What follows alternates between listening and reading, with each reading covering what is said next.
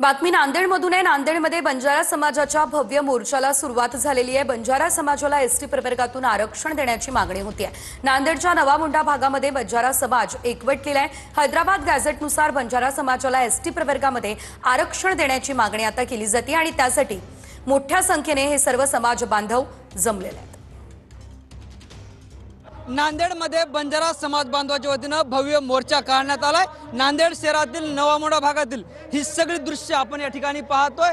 बंजारा समाजाला एसटी प्रवर्गात आरक्षण देण्यात यावं ही मागणी जी आहे ते या मोर्चाच्या माध्यमातून बंजारा समाज बांधव करताना पाहायला मिळतं।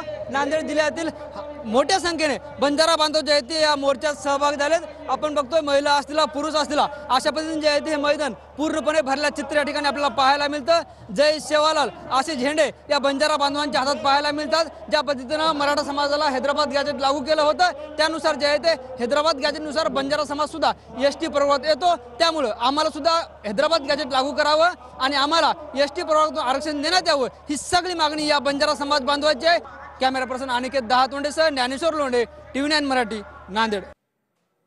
बातमी परभणीमधून आहे। परभणीच्या जिंतूरमध्ये आदिवासी समाजाचा महामोर्चा निघालाय। इतरांना एसटी प्रवर्गातून आरक्षण देण्याला विरोध होतोय। परभणीच्या बिरसा मुंडा चौक येथून तहसील कार्यालयावरती हा मोर्चा निघालाय।